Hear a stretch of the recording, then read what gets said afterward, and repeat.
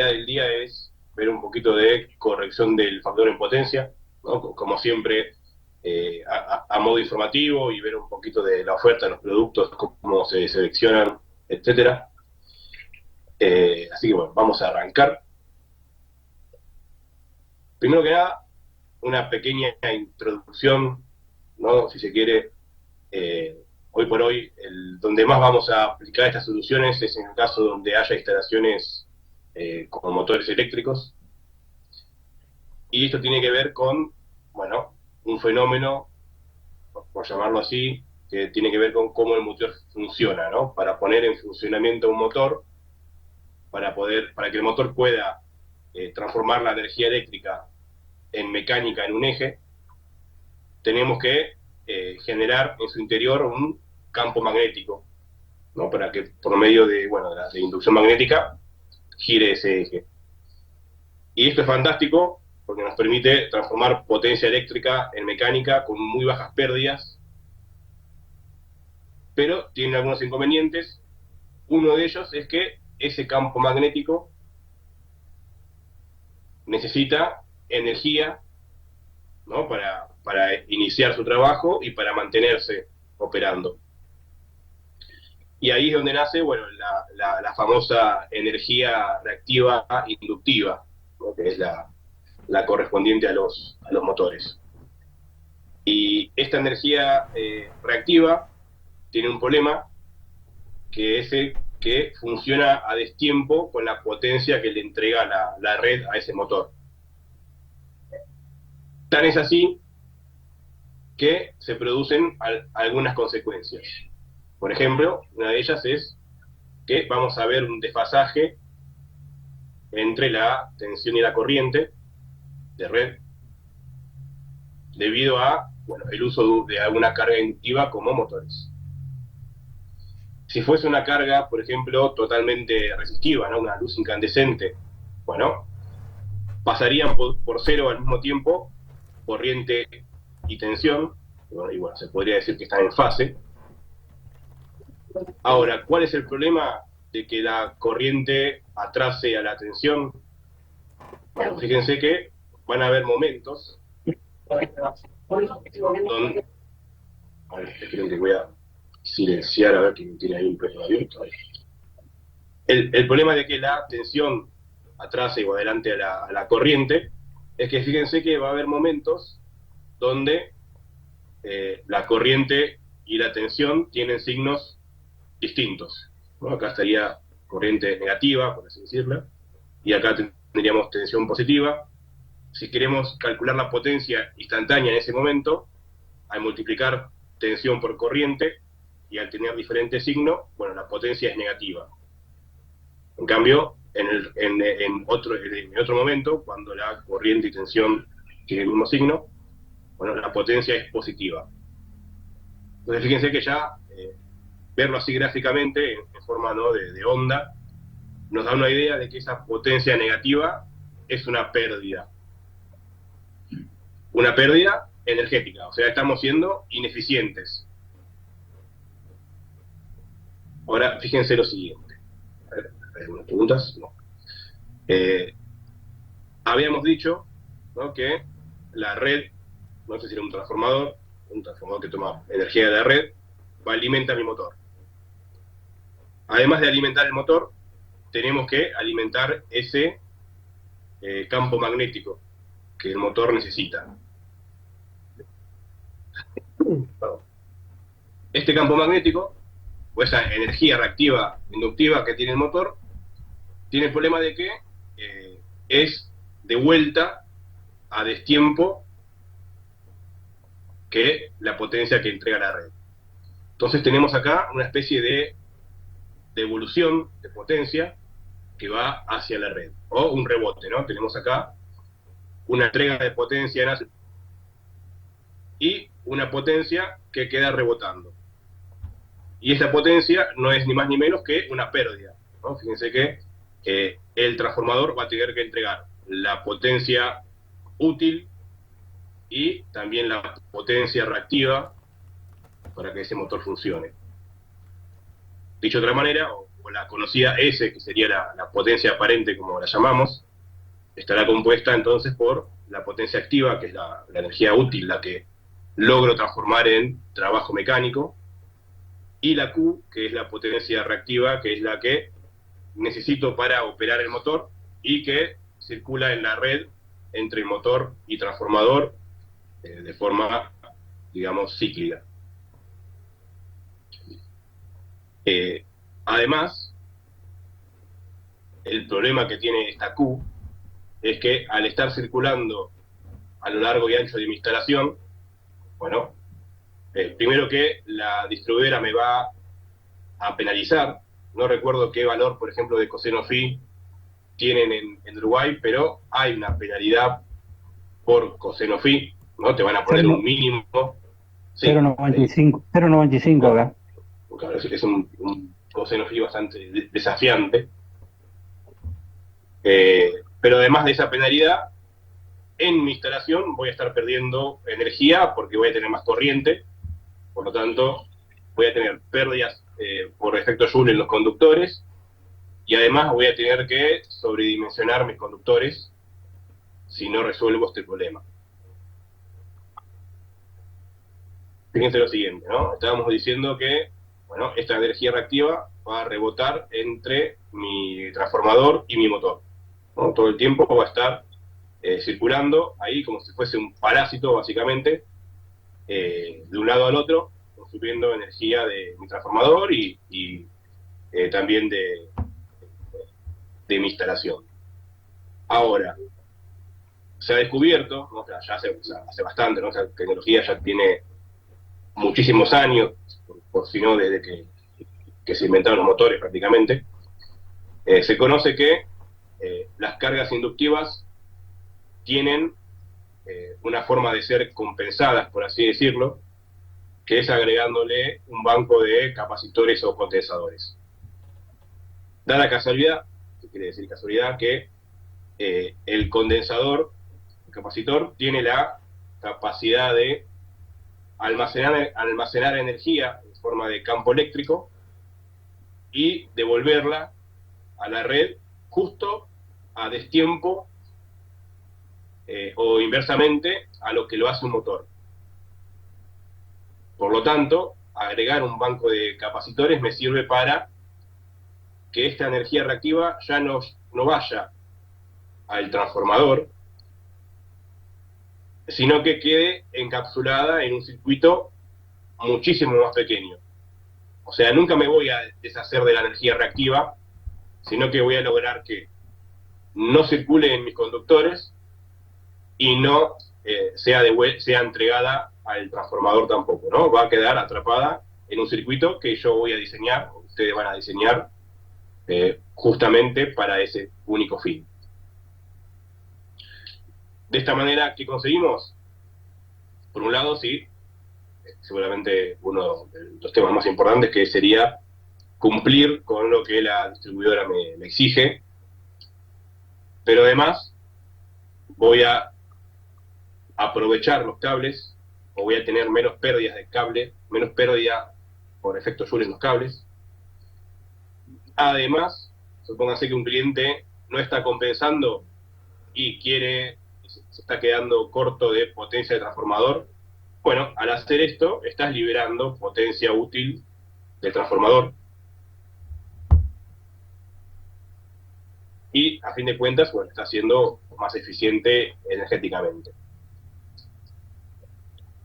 Entonces, bueno, lo que vamos a ver hoy es justamente cómo seleccionar un condensador, un banco de condensadores, dónde ponerlo, porque va a haber varias opciones, ¿no? Varios niveles, por así decirlo, y bueno, qué alternativas hay en el mercado, y también qué pasa, por ejemplo, con el ambiente, porque el condensador tiene algunas particularidades que tienen que ver con la cantidad de armónicos que soporta, temperatura, que tenemos que estar muy atentos, porque si no se va a ver afectada su funcionamiento y vida. ¿Hasta acá una pregunta? Robinson, no voy a hacer ningún ejemplo con cálculos, pero ahora vamos a ver unas fórmulas y hay un ejemplo que está resuelto. Es muy sencillo lo que le voy a mostrar. Pero sí, les voy a mostrar en realidad la fórmula resumida que propone el catálogo para hacer menos cuentas. Pero la realidad es que cuando vayan a seleccionar un banco de condensadores van a tener que agarrar la calculadora, por así decirlo. Eso sí, va a tener que pasar.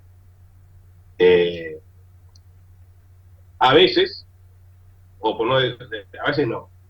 Una de las dificultades con las que se van a encontrar a la hora de aplicar esta tecnología es la información.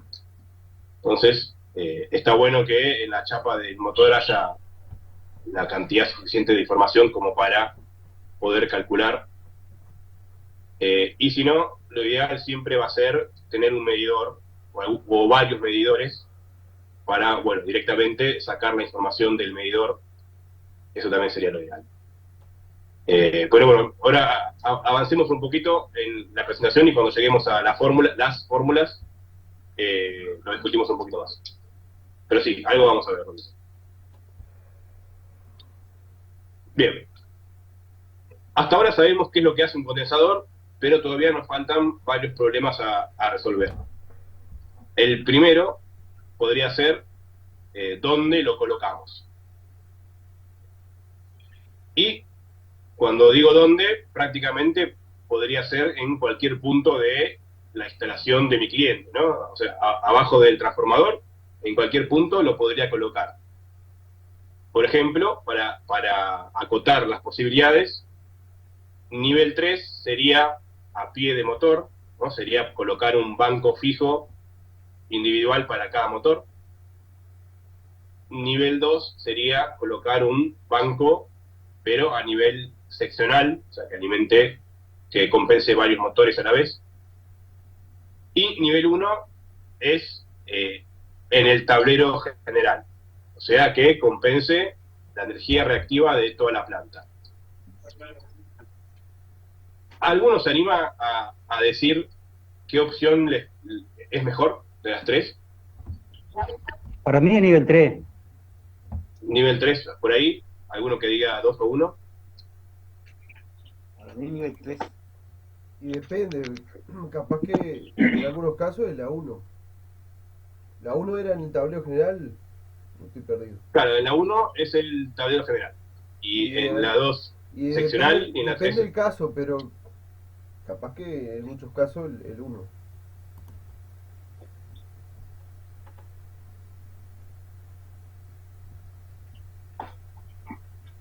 Para mí nivel 3.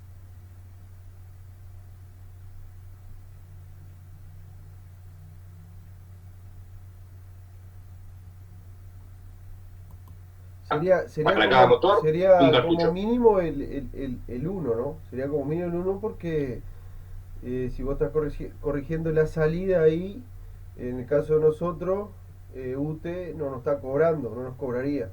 Y bueno, y luego claro, iríamos puntualmente en otros casos para corregir en lugares puntuales, que sería más preciso la corrección. Ahí está, eso me gustó, sí. Eso sería una estrategia mixta, que sería así lo ideal, efectivamente. Porque vos fíjate, ¿no? Si vos compensás a nivel 1, perfecto, la UTE contenta, que no ve energía reactiva, pero el problema queda dentro de tu instalación, o sea, la energía reactiva va a rebotar desde nivel 3 hasta el 1 todo el tiempo, o sea que igualmente estás desaprovechando, o sea, estás perdiendo potencia en los conductores.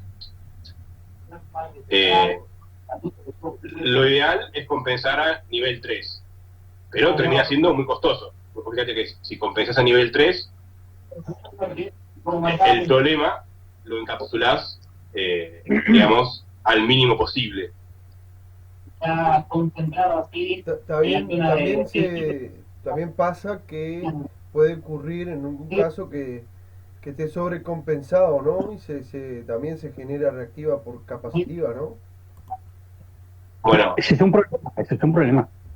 Sobrecompensar estaría también muy mal, no porque creo que en UTE te cobran sobre multas o multas también por sobrecompensar.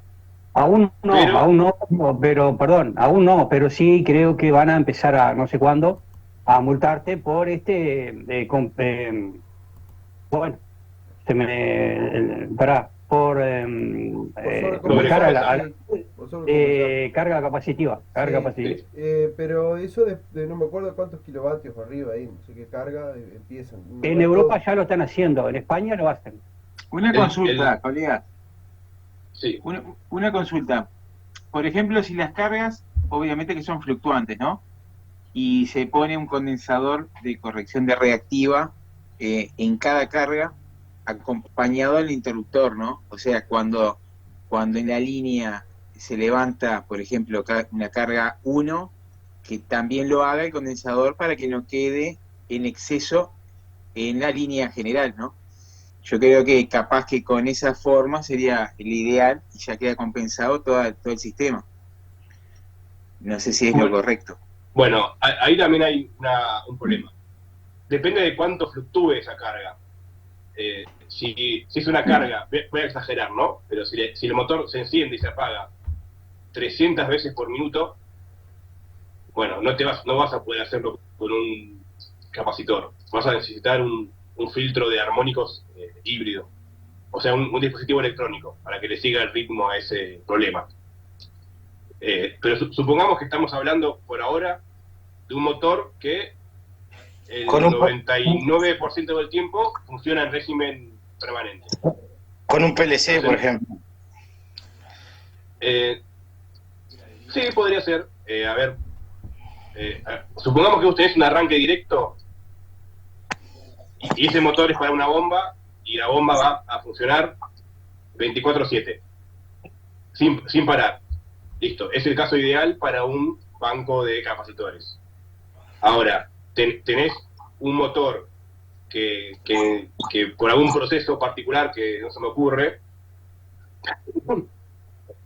enciende y apaga muchas veces por minuto, vas a necesitar un dispositivo de electrónica de potencia que ahora al final lo íbamos a ver. Pero ojo ahí con el régimen que tenga ese motor. Claro, bueno, debe mantener el coseno sí, más cerca de cero para... Claro, porque vos fíjate que, me adelanto un poquito, ya que estamos hablando del tema, el coseno de phi varía según la marcha del motor. Exacto, por eso, y según la cantidad de motores. Entonces, ahora que les gusta por la tablita.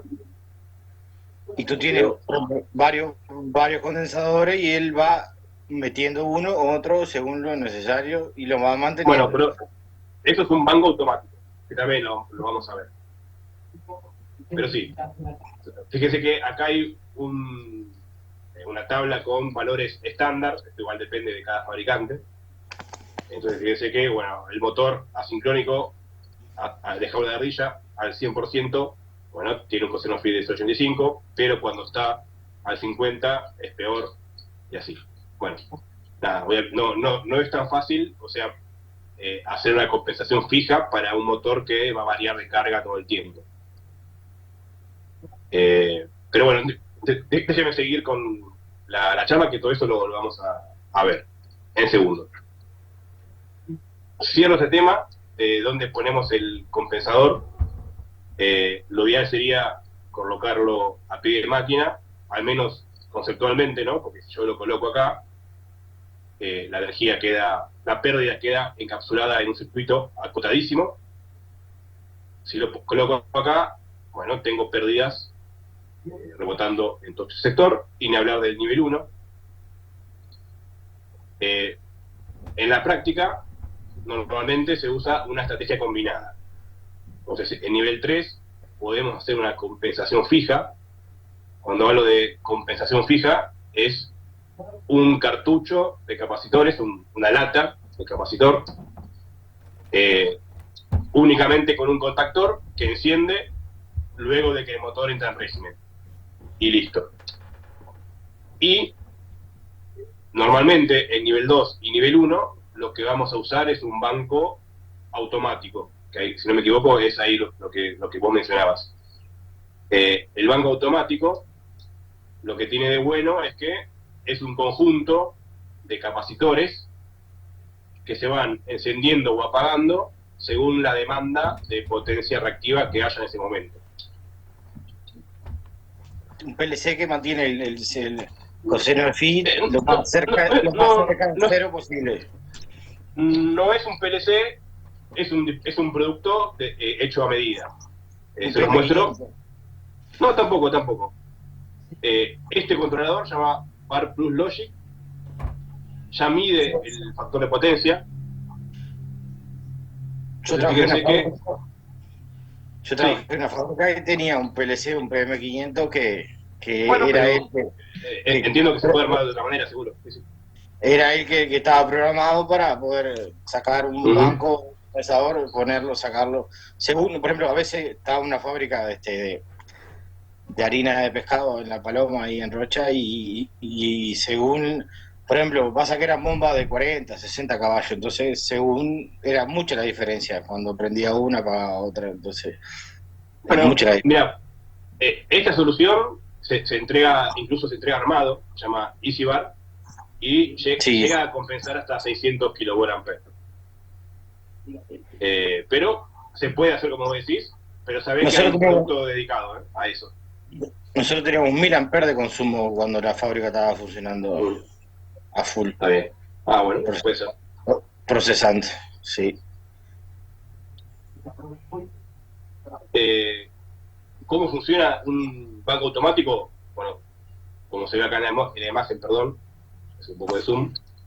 Fíjense que tiene el controlador, está en el frente del tablero, y tiene los diferentes cartuchos, cada uno con su contactor, cada uno con su protección, y son comandados por esta consola, que hace las veces de PLC, claramente, pero es un producto ya dedicado a esto, ¿no? Es únicamente para este fin. ¿Cómo opera?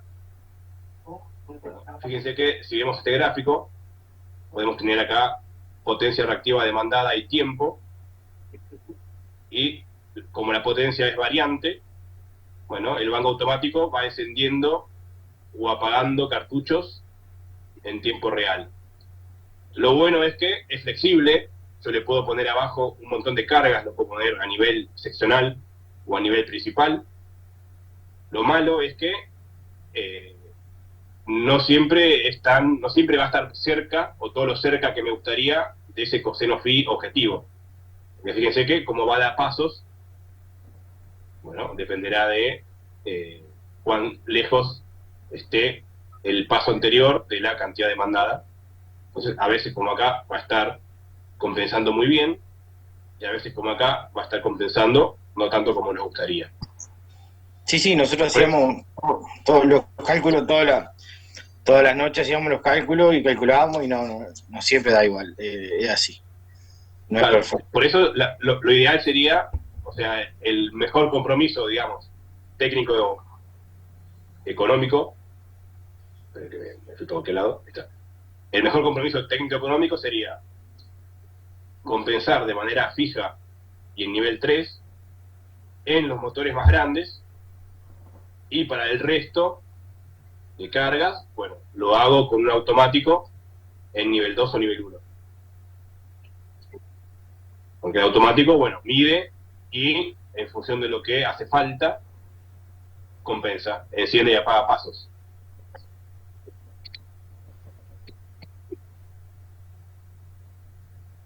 Bien, y acá viene la primera fórmula que preguntaba Robinson.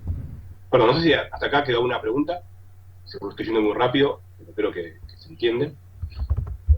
El primer debate es el tema del factor de potencia. Alan, disculpa la molestia. Nosotros somos de UTU-Chui, de Electrotecnia, segundo año. Perfecto. Sí, ya han asistido, ¿no? ¿Cómo? Ya han participado, me parece, ¿no? Sí, anteriormente sí, hemos estado... Muchas gracias. No, gracias a ustedes por incluirnos. Lo que nosotros queríamos consultarle era si podía explicar nuevamente el tema de los condensadores en nivel grupal y individual en los motores. Vamos de vuelta. Muchísimas gracias. Imagínate que tenés una industria enorme. Vamos a exagerar, ¿no? Porque así el ejemplo se entiende bien. Tenés una industria enorme donde hay bombas, hay compresores, hay motores que se usan para ventilación y da la casualidad que la zona de bombas es donde está la mayor potencia, por ejemplo, ¿no? Y la mayor potencia reactiva a compensar. Bueno, lo ideal sería que vos como consultor a ese cliente le recomiendes que compense los motores más pesados de manera fija. ¿Por qué? Porque hacerlo de manera fija y a nivel 3, o sea, a nivel 3 es al lado, o sea, en paralelo justo al arranque directo del motor. En nivel 3 es lo mejor porque las pérdidas por energía reactiva quedan disminuidas al mínimo, o sea, quedan encapsuladas en un circuito pequeño. Si vos compensaras todo a nivel 2 o nivel 3, a la distribuidora, sí, no le llega el problema, pero lo tenés vos en tu instalación. Vos sabés que... El problema entonces lo tenés en tu instalación. ¿Qué pasa? Hacerlo a nivel 3, compensar toda esa planta a nivel 3 es muy costoso, o va a ser muy costoso. Entonces, lo recomendable como compromiso técnico y económico es hacer un mix. Entonces, en las cargas más críticas, compensás de manera fija, y para el resto de la planta, nivel 2, o a lo sumo nivel 1. ¿Por qué? Porque vos en nivel 2 y 1 tenés que usar un banco automático. Ahí no puedes hacerlo fijo, porque si haces fijo, es muy común que estés sobrecompensando. Entonces, en nivel 1 y 2, banco automático que va a ir compensando el resto de la planta en la medida que se vaya usando los motores. Yo, bueno, digo, de vuelta, por las dudas, digo, yo soy de Chuy también, cualquier cosa, digo, estoy en las órdenes ahí. Bueno, no sé si se entendió más o menos, pero esto es muy conceptual, ¿no? Está clarísimo. Para que se den una idea de... No, justamente, un espectáculo ahí, nos había quedado duda en la parte de nivel 3, pero continúa tranquilo, muchísimas gracias. Bueno. Claro, lo que nosotros nos cuestionábamos acá es la más económica vendría a ser lo que vendría a ser nivel 1 y nivel 2.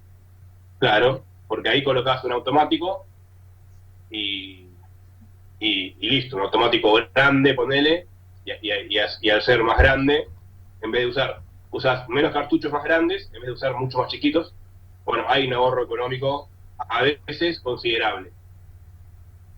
Claro, y la más efectiva sería el nivel 3, digo, porque trabaja en cada motor.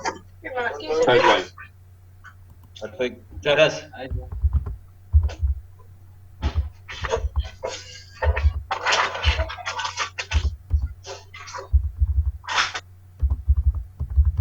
Bueno, el siguiente problema es encontrar la potencia reactiva que que necesitamos, ¿no? O el calibre, mejor dicho, del capacitor.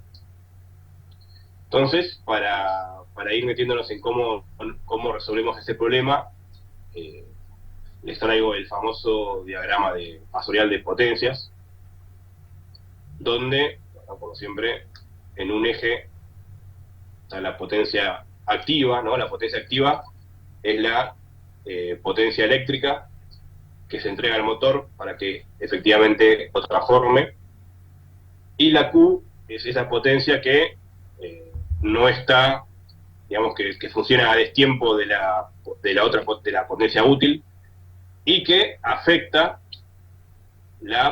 o demanda energía a nuestro transformador. Por eso la S, o también llamada potencia aparente, es la que el transformador efectivamente entrega, ¿no? Una mejor sorpresa de eso.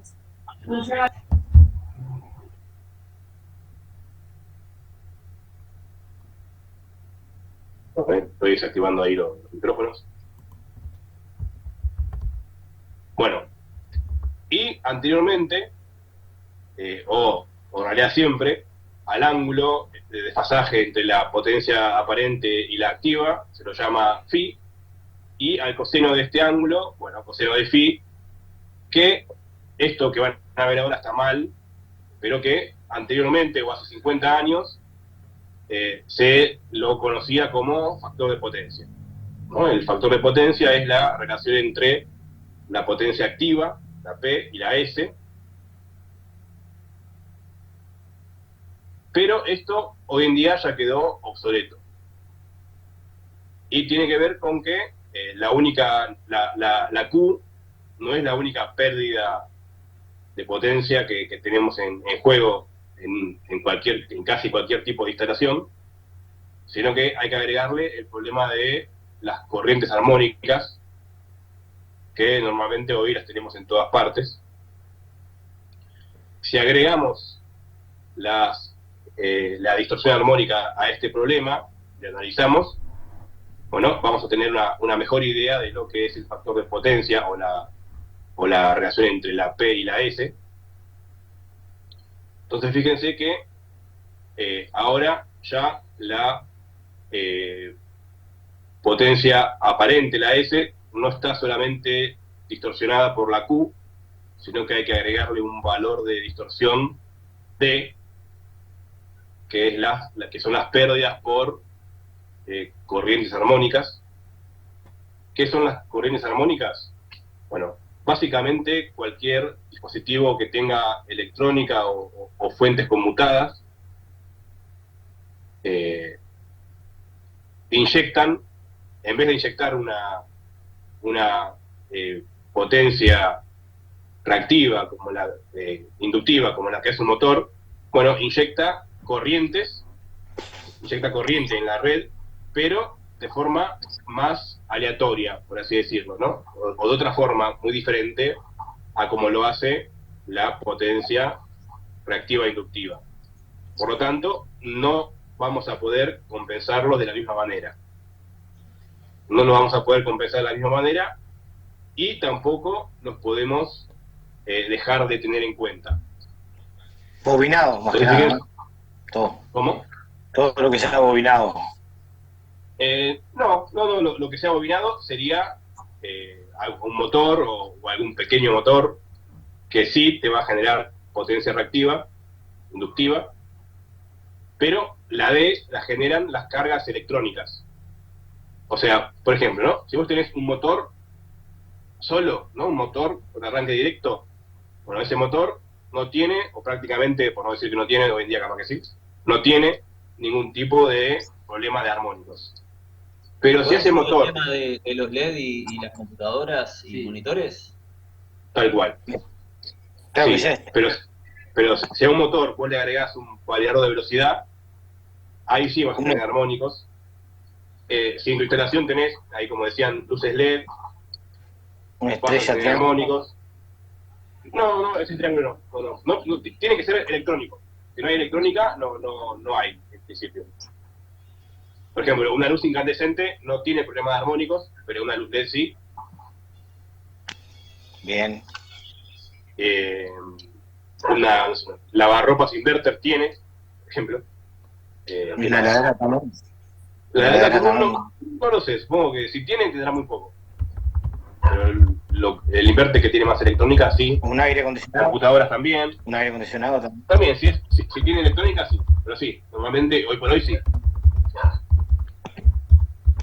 Sí, los aires tienen una placa con condensador afuera al motor para lavar, porque como es continua, cambia. Sí, depende si tiene algún tipo de electrónica de potencia, como un pequeño variador de velocidad o una fuente switching, sí. Normalmente los que llaman inverter lo son. Así que ahí sí estoy seguro que hay. Justamente son variables de velocidad, con los inverters lo que tienen, cuando precisa varía o sea, varía la velocidad y está en relación al voltaje, a la continua. Tal cual. Bueno, y esas corrientes armónicas generan unas pérdidas, distorsionan tu factor de potencia, porque el factor de potencia ahora sí lo podemos definir más precisamente.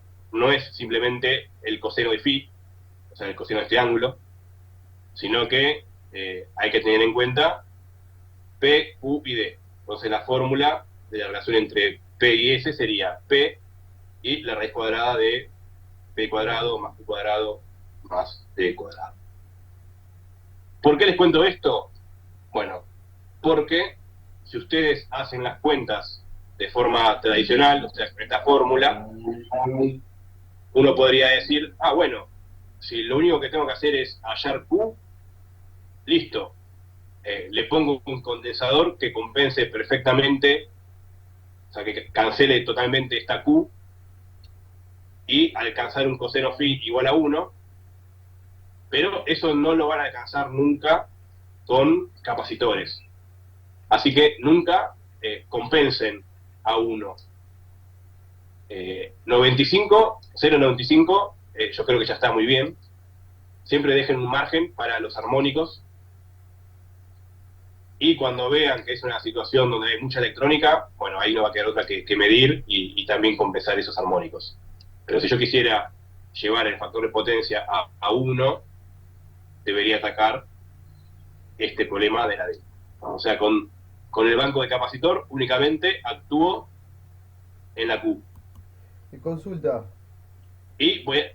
Mirá, sí. Ahí vos me estás diciendo que le vas al cuadrado P, Q y D, ¿verdad? Sí.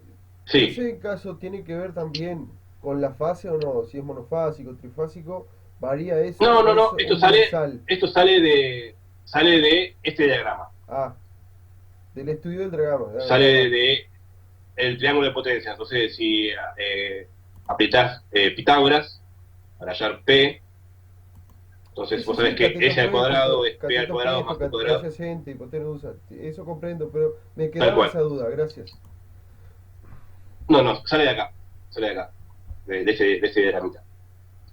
Y lo mismo ¿no? La misma fórmula aplica para el caso tridimensional. Entonces la S es igual a la raíz de P cuadrado, Q cuadrado y D cuadrado. También tenés un ángulo I ahí, ese ángulo I. Claro, el ángulo I sería el ángulo entre P y S real. La S1 es la S sin tener en cuenta armónicos. Si hacemos eso, le vamos a pifiar y vamos a compensar de más. Y si compensan de más, se suelen producir caídas de tensión en la red, lo cual es bastante malo también.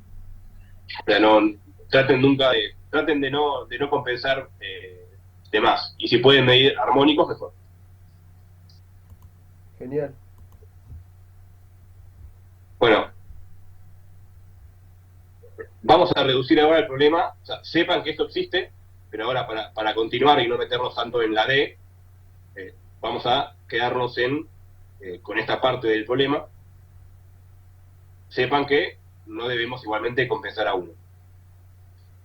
A coseno phi igual a 1.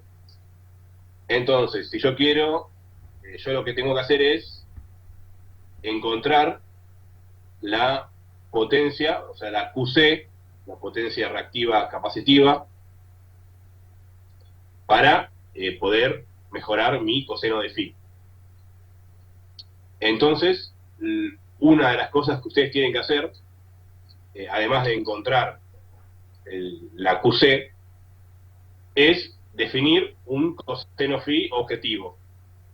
Normalmente 0,95, que es lo que me pide la distribuidora. Entonces, con esos datos ya puedo empezar a operar. Por ejemplo, ¿no?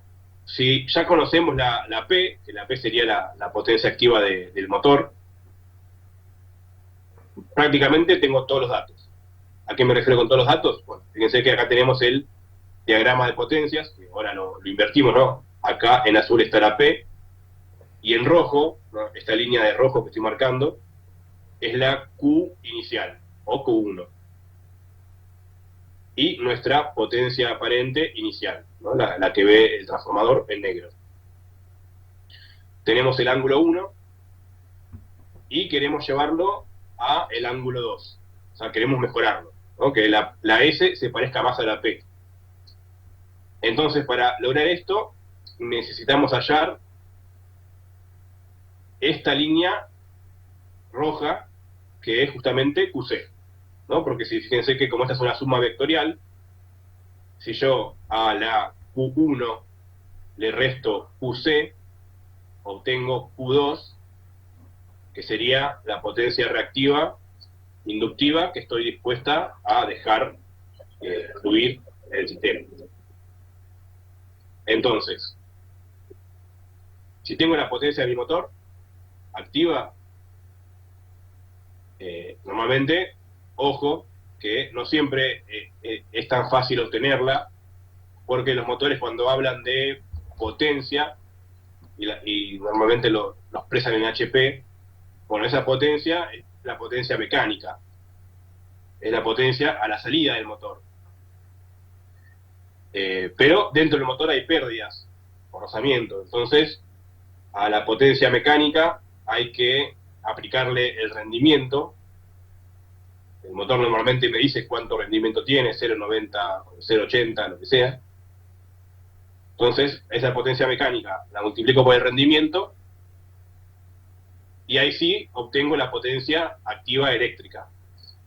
Bueno, ese sería mi P. Entonces, fíjense que con los datos del motor uno podría hallar P, y con los datos de que estoy midiendo tengo el ángulo inicial y el ángulo final. Si no estoy midiendo, o sea, el ángulo final lo definen ustedes. Normalmente es el que le corresponde a un coseno phi de 0,95. Si no están midiendo, bueno, también pueden hallarlo desde la chapa del motor, porque a veces el motor o bien te lo dice directamente, o a veces te da la potencia aparente, entonces ya podés empezar a calcular. En definitiva, la P, el ángulo inicial, lo van a tener que buscar de la chapa del motor, o lo van a tener que medir, si miden mejor. Y el ángulo 2 es el ángulo objetivo, ¿no? El que ustedes quieren mejorar. Y bueno, una vez que aplicamos la fórmula, con los datos que conseguimos y decidimos, bueno, efectivamente ahí ya nos da el potencia reactiva del capacitor, AQC. Alan, una consulta, una pregunta, por favor. Sí. Por ejemplo, ¿se puede hacer una medición con una pinza batimétrica que tenga la posibilidad de medir factor de potencia en tiempo real? ¿O esos valores son No. A ver, si no va a ser una pinza clase 0, no va a ser un medidor de calidad de energía, pero si te da, si esa pinza te mide variables de energía, sí, ¿por qué no? Está perfecto. No, porque yo justo tengo una pinza batimétrica que tiene la posibilidad de mostrar armónicos hasta el 25. Es una buena pinza. Y factor de potencia, que tiene 10.000 cuentas por segundo. Pero... ¿Y te da la THD? Sí, te da la distorsión armónica total, de la fundamental y el porcentaje total. Perfecto. Bueno, quédate con esos datos que nos van a servir ahora al final, que vamos a ver qué hacemos con esos datos. Y esos datos buenísimo. también, pero sí, esos datos también tienen que hacer una medición aleatoria, ¿no? Para ver los picos de momento y todo, ¿no? Depende de cómo va a ser la compensación, bueno, sea automática o fija. un estudio de calidad de energía amerita dejar el medidor y registrar los datos durante 15 días, un mes, seguro. Claro, depende del caso, ¿no? Pero sí, lo ideal es medir. En ese caso se necesitaría capaz que un analizador de red, capaz, un aparato que te esté monitoreando 24 horas para sacar una proximidad de lo, ¿no? Más o menos ahí. Ese sería el caso ideal, sin duda. Ahora, si tu cliente no lo tiene, ustedes pueden ofrecer el servicio de dejar instalado un medidor que tenga buenas propiedades, ¿no? O sea, que mida energía y que mida armónicos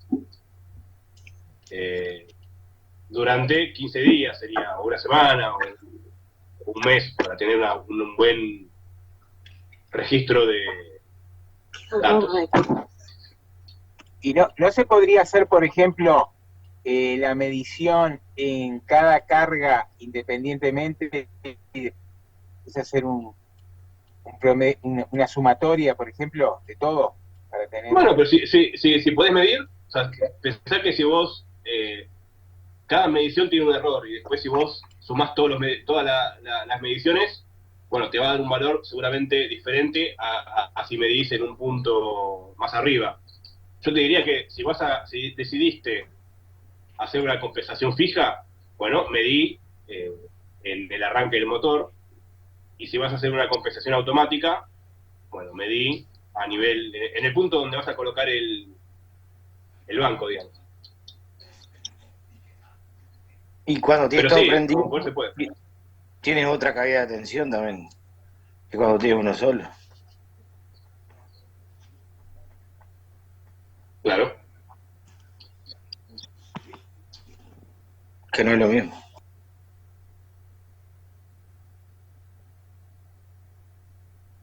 Bueno, hasta acá vamos bien. Más o menos se entendió. Sí, Impecable. Les quería mostrar algo más, pero creo que borré esa sin querer. Bueno.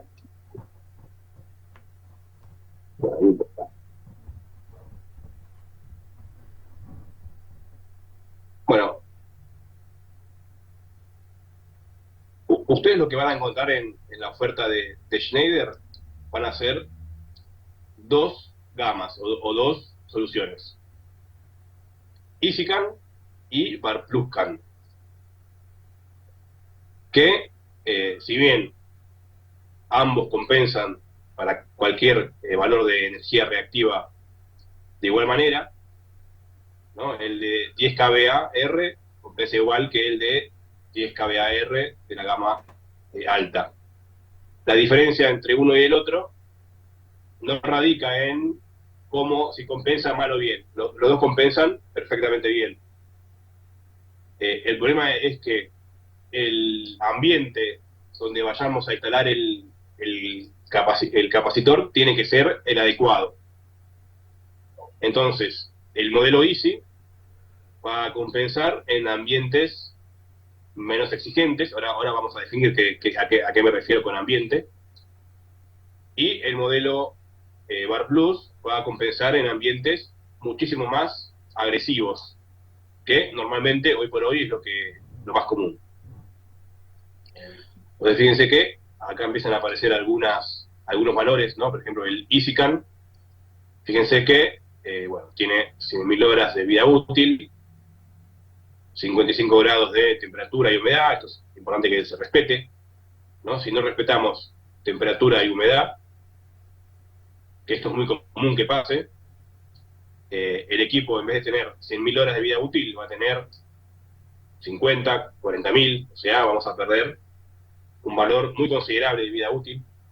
Y de hecho, no sé si les ha pasado, pero es normal que un cliente se la pase quejándose del recambio de capacitores, y el problema era que adentro del tablero del capacitor era un horno, o sea, no le habían puesto ni una rejilla capaz. Bueno, ameritaría hacer un estudio de gestión térmica para ese tablero, para poder alcanzar como máximo y de forma exagerada 55 grados. Lo ideal sería tener 35 grados. Y pasa a veces que los amontonan pegados uno al lado del otro y la transferencia térmica se vuelve mayor, y al no tener forzador o rejilla de ventilación se sobrecalienta, ¿no? Sí. Lo que hace, por lo menos lo que hacen los capacitores de Schneider, tienen dos medidas de seguridad. La primera medida es que cuando vos al capacitor no le das las condiciones adecuadas, ya sea armónicos y temperatura y humedad, el capacitor va sufriendo sobrecalentamientos. Esos sobrecalentamientos van destruyendo el material aislante que hay dentro del capacitor y se produce un pequeño cortocircuito o un pequeño arco eléctrico. Lo bueno de ese arco eléctrico es que vuelve a sellar la falla. Entonces el capacitor se va destruyendo y reparando a sí mismo, ¿no? Tiene se llama cicatrización. Bueno, lo malo es que al cicatrizarse muchas veces, el capacitor deja de compensar como lo debería hacer. Entonces, por más que el capacitor tenga esa tecnología que te va a asegurar un tiempo de vida útil, por más que si vos no le ofreces un ambiente adecuado, además de perder, por ejemplo, si el capacitor va a durar 10 años, bueno, va a durar 4, en esos 4 años no va a estar compensando de la forma en la que vos lo calculaste. ¿Por qué? Y porque no estás cuidando la temperatura, la humedad y los armónicos. Entonces, una vez que el capacitor ya tuvo muchos problemas de cicatrización y ya no puede soportar más la temperatura, tiene una medida de seguridad extra, que es una desconexión mecánica. Entonces, bueno, se va a desconectar automáticamente. O sea, no lo vas a poder encender ni con un capacitor, no se desconecta internamente dentro del capacitor y ya hay que reemplazarlo. Bueno, pero me fui del tema. Entonces, primera medida del ambiente. Disculpame que te interrumpa. NWLI es igual a 10%. ¿Cómo sería eso? De cargas no lineales en la red. Ahí lo explicamos. Primera medida del ambiente, temperatura y humedad, hay que chequearlo. Segunda medida, digamos, principal, que esto uno lo puede hacer más o menos a mano, en principio, como cálculo preliminar si se quiere, es hallar el porcentaje de cargas no lineales. Las cargas lineales son aquellas que tienen igual forma que la fuente. ¿A qué me refiero? Si estamos alimentando a una carga con corriente alterna a 50 Hz, bueno, la carga, si bien puede no estar en fase con un motor, es lineal porque respeta la forma de onda. Ahora, los armónicos no hacen eso. Los armónicos justamente son cargas no lineales. ¿Por qué? Porque la forma de onda es totalmente distinta a la alterna de 50 Hz. ¿Cómo se calcula este porcentaje de cargas no lineales? Bueno, se puede hacer con potencia aparente, por ejemplo. Entonces, de la potencia total del edificio o de la potencia total del sector donde voy a colocar el capacitor, qué porcentaje son cargas lineales y qué no. Sin necesidad de saber la corriente armónica, todavía no hace falta eso. Pero, por ejemplo, si yo tengo voy a hacer un ejemplo sencillo, ¿no? Yo tengo en un circuito una luz incandescente que consume 1 ampere y al lado tengo una luz LED que consume 1 ampere. Bueno, la corriente total, también se puede hacer en corriente el cálculo. La corriente total es de 2 amperes, el 50% es el porcentaje de carga no lineal. ¿Por qué? Porque es lo que consume la luz LED. Bueno, ese mismo ejercicio se podría llevar a un motor con un variador de velocidad o a un tablero seccional con todo lo que tenga más abajo. Entonces, este capacitor no debe ser conectado en condiciones de más de un 10%, o sea, 10% es el máximo que soporta de cargas no lineales. Ahora van a aparecer igual también los armónicos, pero esto se puede calcular más fácilmente. O por lo menos le da una idea de cuándo elegir este y cuando elegir el modelo pesado, ¿no? Para trabajo pesado, fíjense que aumenta un poco la vida útil, pero mejora notablemente, se multiplica el porcentaje de cargas no lineales con las que puede trabajar.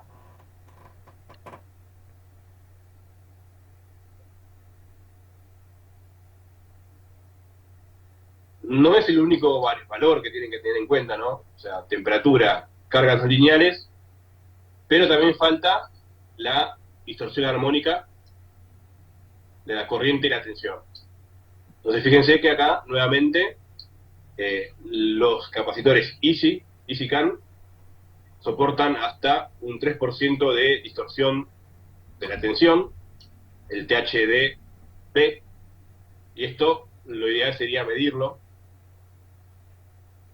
¿no? Si tienen un medidor portátil, lo pueden hacer, o si el cliente tiene un medidor de calidad de energía, lo puede hacer. El THDI hasta un 5%, y las NLL 10%. Fíjense que el VAR Plus CAN, o sea, el modelo pesado, duplica los valores prácticamente, o sea, es mucho más resistente, o mejor dicho, compensa mejor en presencia de armónicos. Pero básicamente, en principio, estos valores que ven en pantalla es el límite, es el ambiente máximo que un capacitor puede soportar. Luego de esto, habría que compensar esos armónicos para poder compensar la energía reactiva. Ahora, imagínense que esto es lo común, el cliente no quiere compensar energía reactiva, no le interesa, lo único que quiere hacer es que la distribuidora lo deje de montar. Bueno, todavía tienen un as bajo la manga, que es este dispositivo que ven acá arriba en el centro de la pantalla. Este dispositivo se llama reactancia desincronizada, y lo que hace es, se coloca en serie con el circuito del banco de capacitores, ¿no? En serie, antes del cartucho, y hace las veces de pantalla. No compensa armónicos, pero evita que lleguen al capacitor. No sé si se lo puede llamar filtro pasivo, pero si puede que quepa en la definición, ¿no? Básicamente es un producto dedicado a aumentar los valores de distorsión armónica en la que puede trabajar un capacitor. Entonces, el conjunto VAR Plus CAN, que es el modelo más alto de Schneider, más la reactancia desincronizada, en conjunto van a soportar un 7% de distorsión en tensión, ¿no? Esto era un 5%, ¿no? Aumenta un 2%. TH, o sea, distorsión en corriente, hasta un 20%, o sea, fíjense que la duplica otra vez. Y el porcentaje de cargas no lineales, 50%. Entonces, bueno, ahora sí, sería el límite para el cual un banco de capacitores puede llegar a este límite si tengo la reactancia. Pues fíjense que la diferencia es notable. Si tengo más que estos valores, no queda otra que usar un filtro de armónicos, que posiblemente este filtro sea híbrido, o sea, compense armónicos y compense energía reactiva. Además, al principio habíamos hablado de que también depende del régimen del motor. Bueno, las soluciones de la izquierda y el centro son para motores de régimen lo más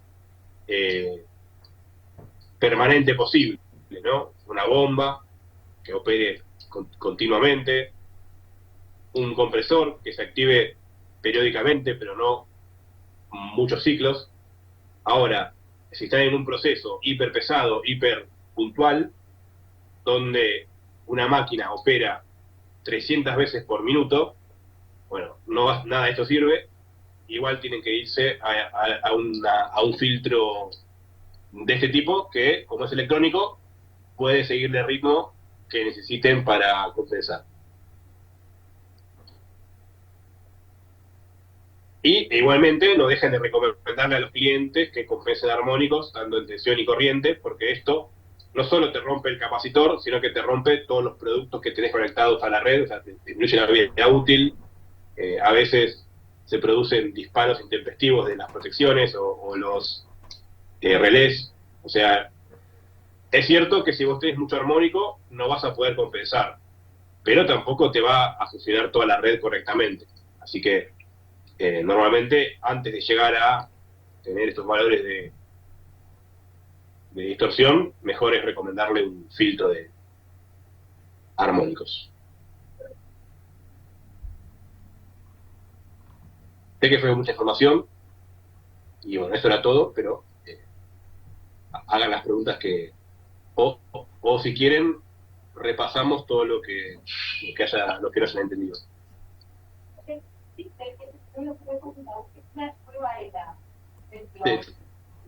Bien, Te escucho muy bajito, no sé quién está hablando ahí. No, me parece bien. Y pregunta, ¿en cuánto andarían los costos más o menos de esos distintos equipos en dólares más o menos? ¿Tienes una idea? No tengo idea. Normalmente tenés mucha variedad de ofertas, pero no lo sé. No sé cómo andan ahí los precios en Uruguay. Pero bueno, pueden preguntarle a la gente de Fibisa o Dregal, que son nuestros distribuidores oficiales, y no hay problema en que Dale, impecable. consulten. Perdón que interrumpa, Robinson. Cualquier cosa nos comunicamos con Dregal, como dijo Alan, y para que te pasen el precio de eso que estás solicitando. Dale, impecable, gracias. Además de esta presentación, les voy a pasar este documento, que bueno, tiene una pequeña introducción teórica. Básicamente habla de lo mismo que vimos hoy, pero si no están las tablas de capacitores, o sea, igualmente van a tener que usar el catálogo, pero este está bueno porque tiene, bueno, contenido teórico, lo paso rápido, ¿no? Pero tiene un poco de contenido teórico, y también te ayuda a seleccionar el producto, porque normalmente vos no necesitas únicamente un capacitor, vos vas a necesitar hasta 4 o 5 productos. ¿A qué me refiero con 4 o 5 productos? Vas a necesitar el capacitor, vas a necesitar, si hace falta, por un tema de ambiente, la reactancia, vas a necesitar un contactor, que no es cualquier contactor, es un contactor que se llama de servicio para condensador o capacitor. Fíjense que se entrega con un frente que parece un contacto auxiliar, pero no lo es una resistencia de preinserción. Bueno, este es el contactor que hay que usar. Y si van a armar un banco automático, bueno, el controlador, por supuesto. Y también para cada circuito, para cada cartucho, su interruptor de protección. Entonces, si ustedes ya tienen seleccionado su capacitor, que va a tener una referencia como esta, van a poder bajar, y acá les va a dar el conjunto. Bajo un poco más. Acá, fíjense que les da, bueno, el capacitor más la referencia de la reactancia más la referencia del capacitor más la referencia del interruptor ideal para ese conjunto.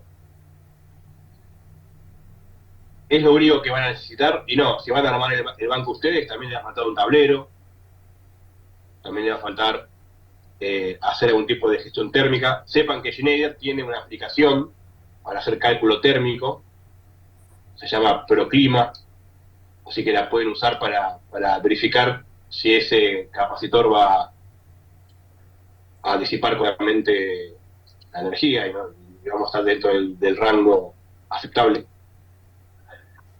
Y bueno, ahora sí, eso es todo. Les paso este archivito y les paso la presentación.